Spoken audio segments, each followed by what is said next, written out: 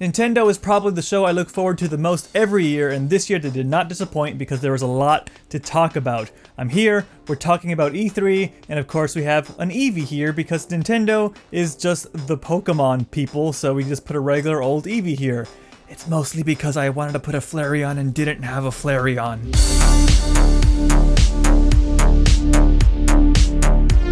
We're gonna start off with the Smash Bros. Ultimate DLC character announcements. There's two. The first fighter they announced was the Dragon Quest hero from Dragon Quest XI. But it's not just the Dragon Quest XI hero, it's the heroes from a bunch of other Dragon Quest games as well. They're not different characters, they're just skins for the hero character, but a bunch of different Dragon Quest games are represented here. The hero is coming summer of this year. We're gonna skip forward a bit to nearly the end of the direct where they announced the next new character coming to Smash, Banjo-Kazooie. The reveal for this one was particularly good because it involves the Donkey Kong crew. They hear something outside, so they look out the window and see what looks like a silhouette of Banjo-Kazooie, but surprise, it's just Duck Hunt. And then Banjo-Kazooie comes out and, does their thing. It was a really funny introduction. The character itself will be out later this fall. Next up we have Luigis Mansion 3, a game that I'm very much looking forward to, mostly because I want to play as Gooigi. You heard that right, Gooigi. It's a slime Luigi. And hey, I've been on the internet for a while now. I know what the internet does to slime people. So that'll be a fun Twitter search for all you out there who don't know what I'm talking about. But let's not talk about that. Instead, let's talk about the new trailer they put out showing off a new multiplayer mode. The new mode is called Scare Scraper, where you team up with your friends, all playing as a different version of Luigi. And you're kind of doing this dungeon crawl up this really tall skyscraper / hotel, catching ghosts, solving puzzles, hanging out, and sucking your friends.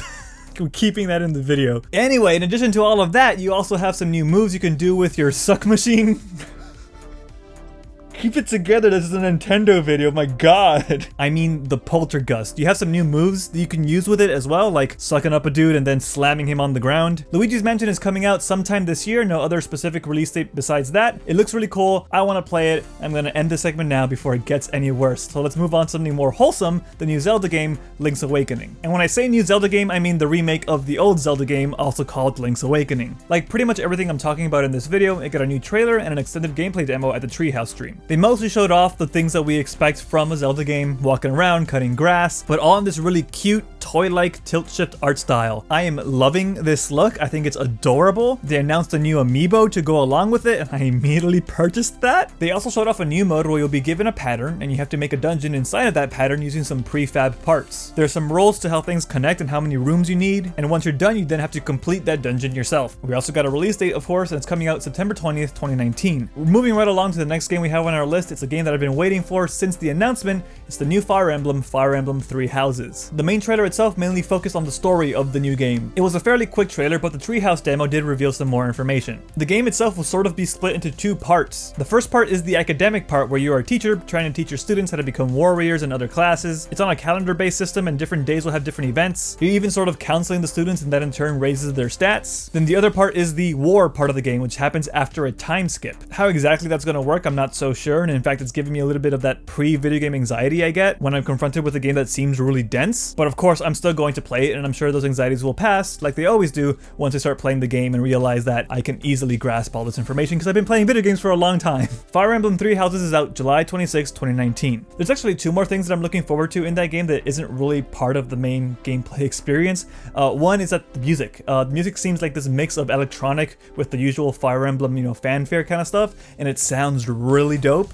And two, the main character has canonically the same color hair that I normally choose in my character creator for the Fire Emblem games, so that's awesome. Anyway, moving on to the next game, something we talked a little bit about last year, that mech game, Daemon Ex Machina. Sometime last year, the developers of this game put out a demo. I played it, I enjoyed it enough, and I found it a little bit interesting, but there were a few things that I felt were lacking from the experience. And thankfully, it seems like they've taken some of that feedback to heart after that demo. They got very specific about the things they've changed, from movement speed to UI changes to customization options. Not only that, but from the looks of the Treehouse demo, it seems that Daemon Ex Machina runs a bit smoother now. I remember feeling the game was a bit framey with last year's demo. I think Daemon Ex Machina shows some promise, and I just kind of want to play a weird mech game. It's coming out later this year, September 13th, 2019. And now to talk about something that I'm always ready to talk about, more Pokemon. Let's talk about Pokemon Sword and Shield. The Pokemon Company always does its own thing before E3 to talk about the games themselves, and that's exactly what happened this year. We got a new trailer earlier in the month showing some new features of the games. The main feature being Dynamax Pokemon, which is just Pokemon turning gigantic. Fast forward to the E3 Direct itself, there wasn't a big presence of Pokemon, but we got a quick look at the new Water Gym leader Nessa, who is just awesome. Everyone I know kind of immediately fell in love with her. And later in the Treehouse stream, we got a long gameplay demo showing off some of the UI, how the new open area of the game works, where you're kind of just exploring freely, and of course the giant Pokemon raid battles. Yeah, there's raid battles in the main Pokemon game now. Pokemon Sword and Shield comes out November 15th, 2019,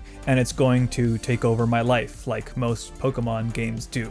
But let's move on to the next game by Platinum Games, and it's called Astral Chain. Astral Chain was revealed earlier this year during a different Nintendo Direct, but we got a more extended look at it here at E3. You're playing as supernatural cyber cop that wears a device on their arm that shoots chains, and then you can use these chains to control monsters. The action looks really compelling, as a lot of Platinum games tend to, and also it looks hella anime, and you know me, I'm in for some anime bullshit anytime I can get it. But don't take it from me, someone who's just watching a video and giving their opinions about it. Take it from someone who's played the game. We have someone at E3, and by we, I mean I just have a friend who happens to be at E3 right now, and they gave me some quick thoughts on Astral Chain. They say it's, quote, real fun and, quote, a pretty good Platinum action game. That's what we got.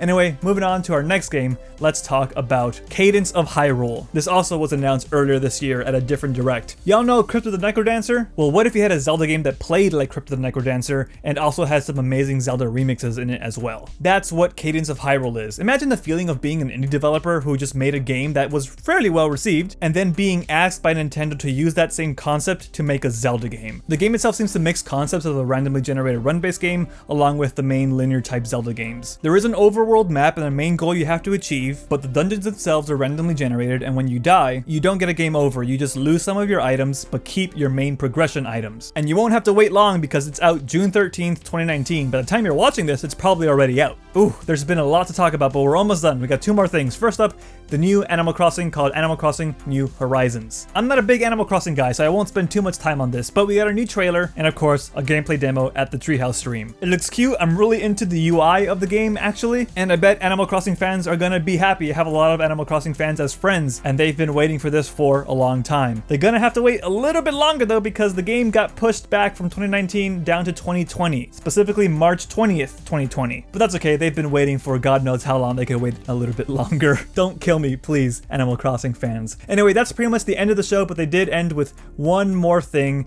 that was kind of a surprise to everyone. They started rolling the trailer with a really mysterious, dark tone to it, but once the music started coming in, almost immediately you could tell that it was a Zelda game, specifically related to Breath of the Wild. As the trailer went on, we saw Zelda and Link walking through a cave, we saw some of that dark Ganon energy, and then what looks to be this old shriveled Gerudo corpse. I'll give you two guesses on who that might be. But yes, it's officially confirmed, a direct sequel to Breath of the Wild is coming. And that is just some of the most exciting news you could have possibly given me. I love Breath of the Wild. I think it's an amazing video game, and I'm super stoked to see we're getting another one. It was a super short teaser, and there's not much to talk about it, and I know I said in an earlier video that there hasn't been enough gameplay at this E3, but Breath of the Wild is kind of enough of a known quantity where announcing a sequel is kind of enough to hold you over. I hope the darker tone of that trailer ends up carrying forward into whatever that game ends up being, because a darker Breath of the Wild seems like a really cool thing to play. Also, make Zelda playable, you cowards. But that's it for Nintendo, and that means that's also it for all the press conferences, but stay tuned right here because we still have one more video coming up for you later this week